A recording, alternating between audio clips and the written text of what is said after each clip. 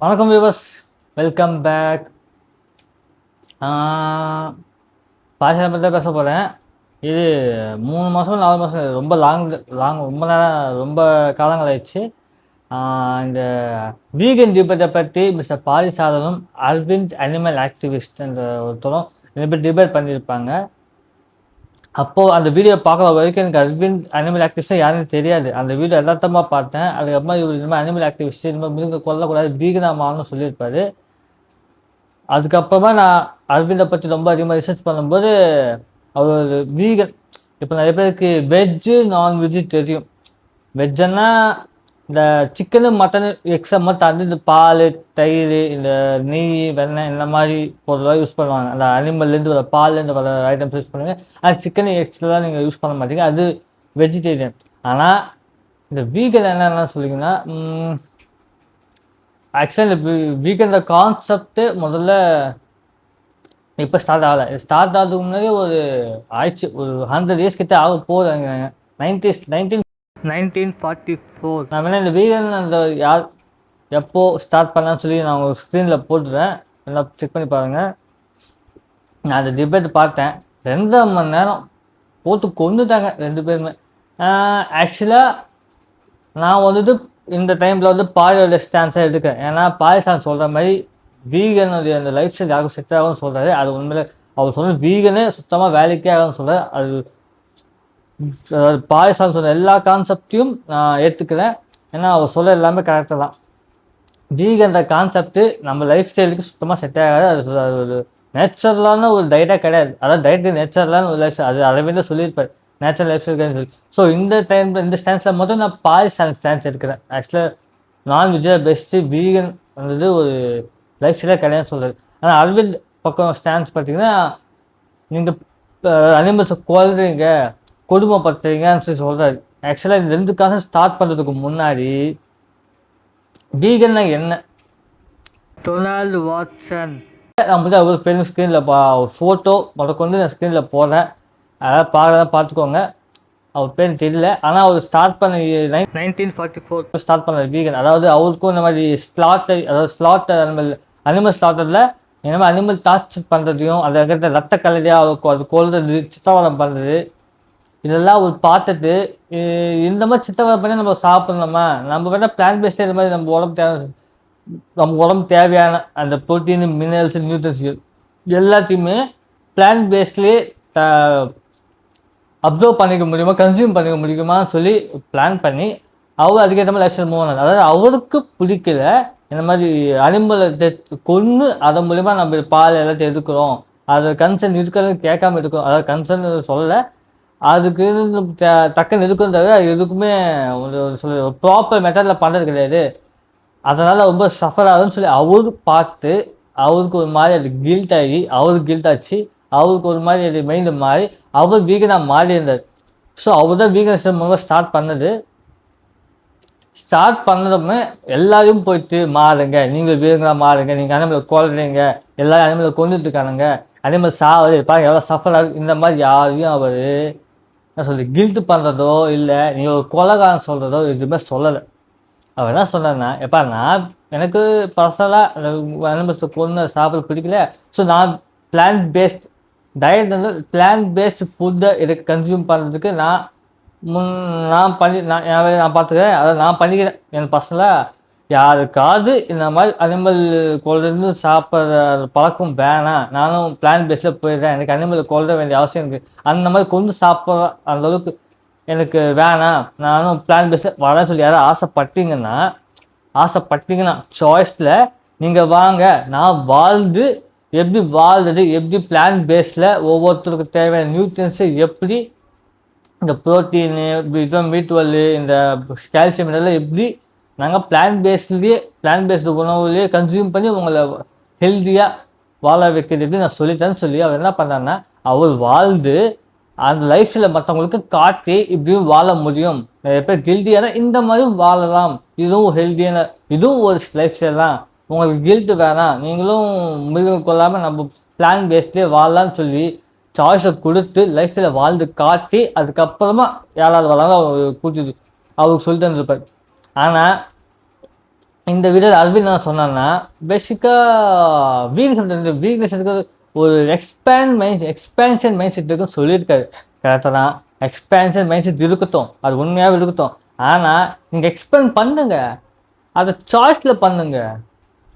அதாவது ஒருத்தருக்கு இந்த மாதிரி வீகனமான ஆசை இருந்தால், இந்த மாதிரி பிளான்ஸ்லாம் கொல்லக்கூடாதுன்னு சொல்லி ஆசை கொல்லக்கூடாது, இந்த மாதிரி அனிமல்ஸை கொல்லக்கூடாது, நம்ம பிளான் பேஸில் யாருக்கும் வீகனமான ஆசை இருந்தால் அவங்கள நீங்கள் எக்ஸ்பேண்ட் பண்ணுங்கள்.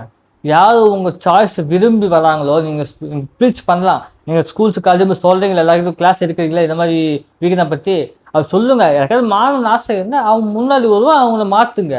அப்படி படிப்படி யாருக்கு ஆசை இருக்கோ, யார் மாறணும்னு ஆசைப்படுறாங்களோ அது அவங்க சாய்ஸு, அவ்வளோதான். அவங்க சாய்ஸில் வர்றாங்க, மாற்றுங்க. அதை விட்டுப்புட்டு எல்லோரும் மாறணும், எல்லோரும் மாறிதான் ஆகணும், எல்லோரும் குழந்தைங்க கில்ஸ் இவ்வளோ டார்ச்சர் பண்ணுங்க, டெரரிஸ்டாக பிஹேவ் பண்ணுங்கன்னு சொல்லி எல்லாருக்கும் இந்த மாதிரி என்னது ஒரு நேச்சுரலாக இருக்கிற ஒரு விஷயத்த நீ உங்கள் இஷ்டத்துக்கு அந்த ஒரு ஃபேலசி இந்த ஒரு ஃபேலசி பேரை போட்டு அதை நீங்கள் ஃபேலசின்ற பேரில் நேச்சுரலாக நியாயம் கிடையாது, அது ஒரு ஃபேக்ட்டு, நம்ம தான் பிரித்து பார்க்கணும். ஸோ நேச்சுரல் நியாயம், அதாவது நேச்சுரல் ஆனால் அது ஒரு நியாயம் கிடையாதுன்ற நீங்களாக ஒரு கற்பனையாக நீங்களா ஒரு விஷயத்தை உருவாக்கிட்டு அது இந்த லைஃப்பில் வந்தால் மட்டும்தான் நீங்கள் நல்ல பெஸ்ட் லைஃப் தெரியும். இதில் வந்தால் நீங்கள் கொலகாரங்க சொல்லி எல்லாருக்கும் இந்த மாதிரி கில்டு பண்ண வைக்கிறதெல்லாம் it's not ethical, it's not ஒரு ப்ராப்பர் மெத்தடே கிடையாது. உங்களுக்கு மாறணும்னு ஆசை இருந்தால் மாறுங்க, அடுத்தவங்க மாறணும்னு ஆசைப்பட்டாங்கன்னா லைஃப் ஸ்டைல் காட்டுங்க. வாழ்ந்தால் வருவான், வரலையே அவன் போவான், அது அவங்க விருப்பம். இன்னொன்று பேசிக்கிட்டாங்க, அதாவது சப்ளிமெண்ட்ஸாக எடுக்கணும் எல்லாத்துக்கும். நீங்கள் B12, அதாவது விட்டமின் B12 சிக்கனில் மட்டும்தான் கிடைக்கும்.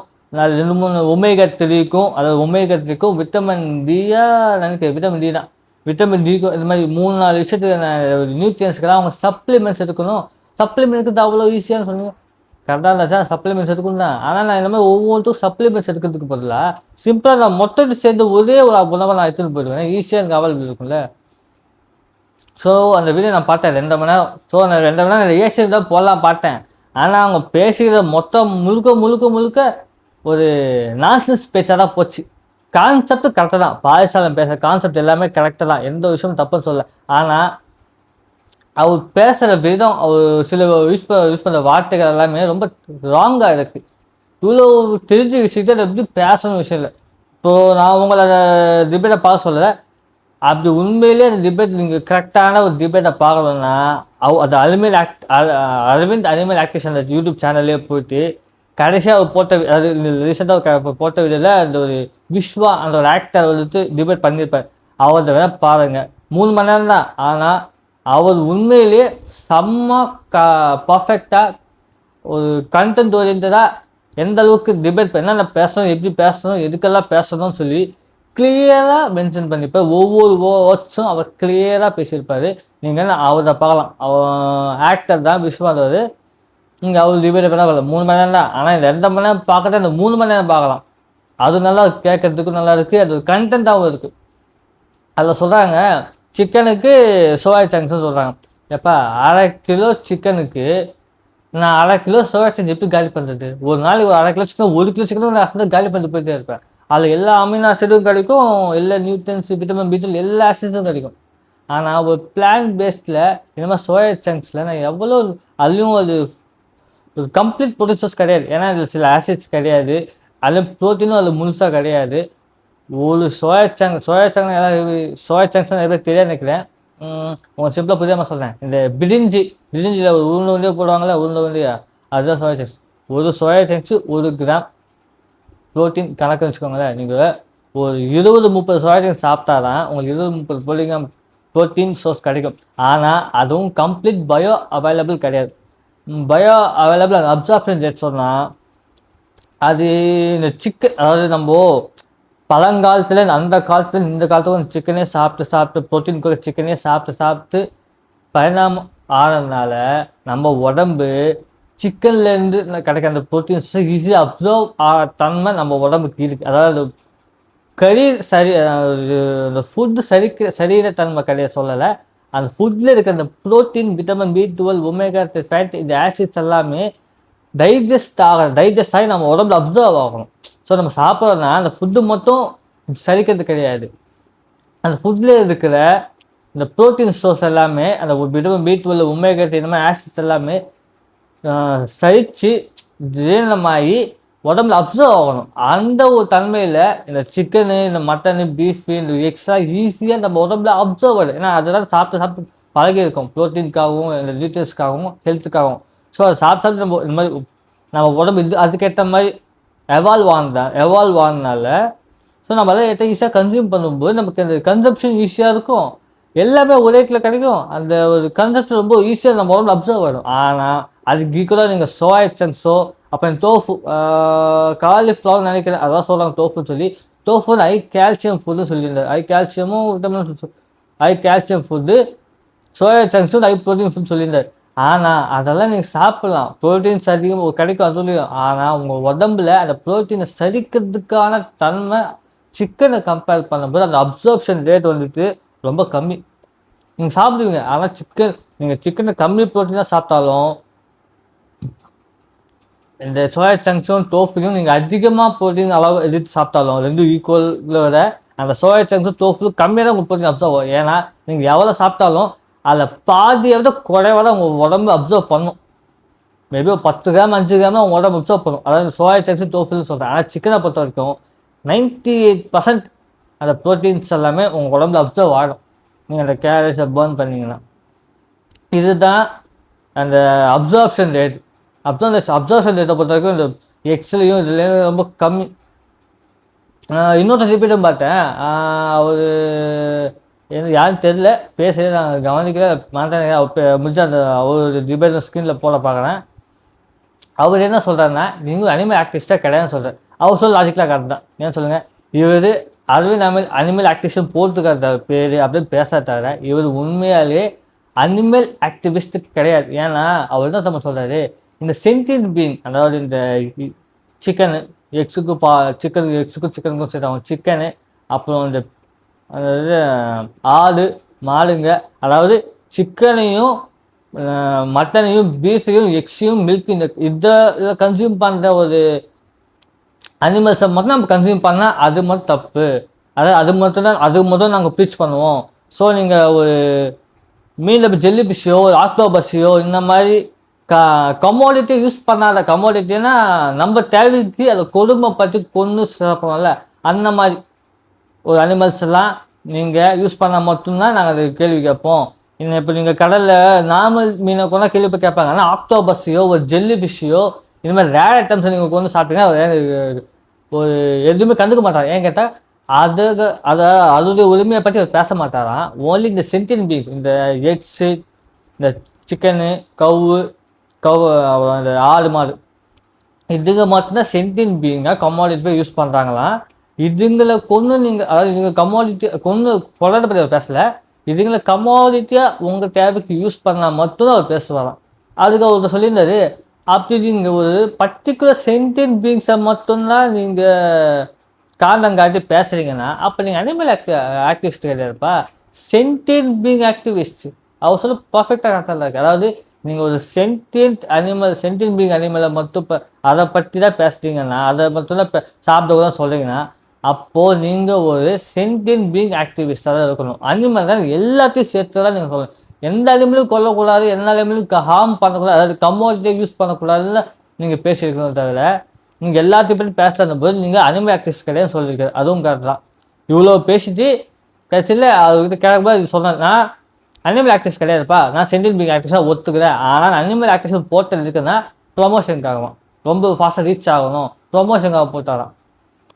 ப்ரொமோஷனுக்காக ஒரு தப்பான பேர் யூஸ் பண்ணுறது, சென்டியன்ட் பீயிங்காக இருந்துக்கிட்டு அனிமல் ஆக்டிவிஸ்டாக நீங்கள் பேர் மாற்றி யூஸ் பண்ணலாமா? இன்னொன்று ஒரு சின்ன பாய்ச்சல் ஒரு கேள்வி கேட்டிருப்பாரு. ஒரு பில்டிங்கில் ஃபயர் இருக்குது, அப்புறம் அங்கே ஒரு நாய்க்குட்டியும் குழந்தையும் ஃபயரில் மாற்றிருக்கு, நீங்கள் எல்லாம் காப்பாற்றுவீங்க சொல்லிக்கிட்டு இருக்காரு. அதுக்கு அவர் கேட்ட கேள்வி தெரியுமா, அந்த குழந்தை வீகனா நான் வீகனா? யாரா நீ ஒரு குழந்தைய பார்த்து வீகனா நான் வீகனா கேட்குறேன்? அந்த இடத்துல சாய்ஸே கிடையாது, எடுத்தாலும் எல்லாரும் காப்பாற்ற குழந்தை ஏன்னு சொல்லுங்கள். நாய்க்குட்டி அது கால் இருக்குது, அது பிறந்து வளர்ந்து 10 நாளில் நடக்க ஆரம்பிச்சோம், அவங்க ஓட ஆரம்பிச்சிடும். ஆனால் பாப்பா அப்படி கிடையாதுப்பா, சின்ன குழந்தை அப்படி கிடையாது. அது வருஷக்கணக்காக ஆகும். அது கால் எடுத்து நடக்க, அதாவது முட்டியை போட்டு நடக்கிறதுக்கு வருஷக்கணக்காகும், ஒரு மாத கணக்காக மினிமம் ஆகும். அப்படி இருக்கும்போது அவங்க இடத்துல இப்போ குழந்தை நான் வீகன் வீகன் அப்போ அது நான் வீகனாக இருந்தா நீ நாய்க்குட்டி, அதாவது ரெண்டுமே ஒன்றும் சொல்கிறாரு. ஆனால் கண்டிப்பாக நாய் தான் காப்பாற்றுறது, நாயை காப்பாற்றுறது, குழந்தை சாப்பிட்டுருவாரு கண்டிப்பாக, அதான் பண்ணுவார். இதெல்லாம் பார்க்கும்போது இவங்களாம் எந்த கிரகத்துலேருந்து வந்தாங்கன்னு தெரியல. ஆனால் என்ன சொல்லியிருந்தார், அது என்ன கான்செப்ட்னா அனிமல்ஸும் ஹியூமன்ஸும் சமம் தான் சொல்லிட்டு இருக்காரு. எப்படியா சமமாகும்? ஹியூமன்ஸு ஒரு பக்கம், அனிமல்ஸை ஒரு பக்கம் மேலே தான்.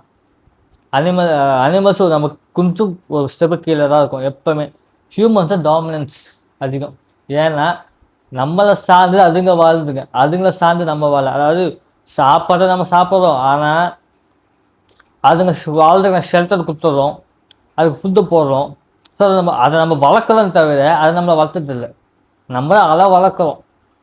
ஸோ இந்த இடத்துல அவர் சொல்ல என்னன்னா அனிமல்ஸும் ஹியூமன்ஸும் ஒன்றா சொல்ல வாய்ப்பே இல்லை. அதுக்கான எந்த ஒரு இதுவும் கிடையாது. அனிமல்ஸும் ஹியூமன்ஸும் ஒன்றாக.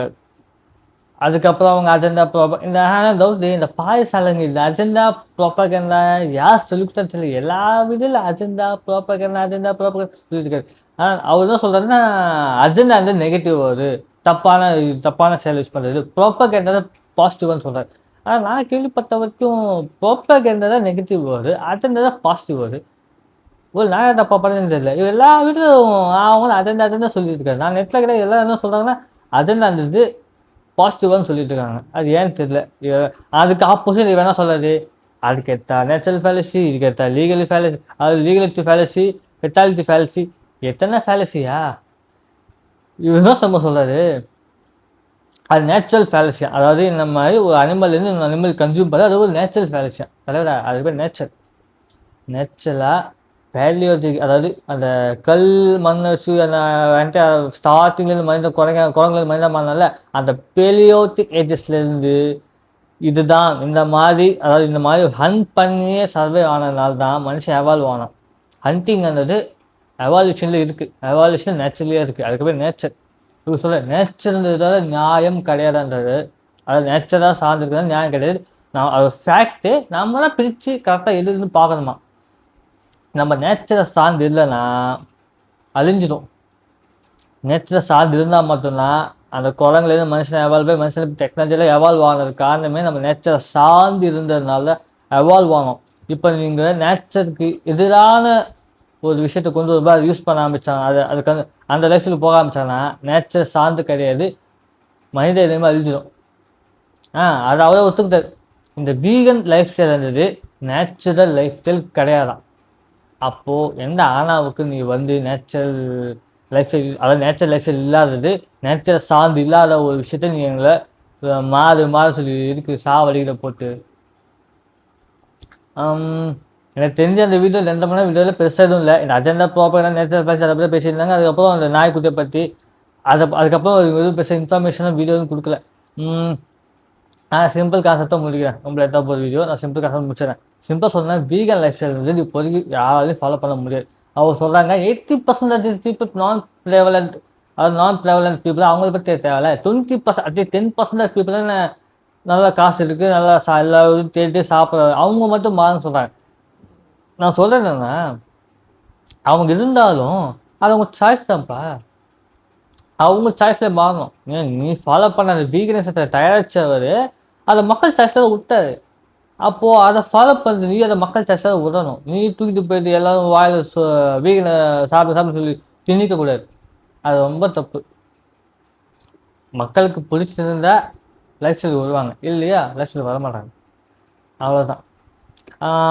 வீகனை பற்றி சிம்பிளாக சொல்லிட்டேன்.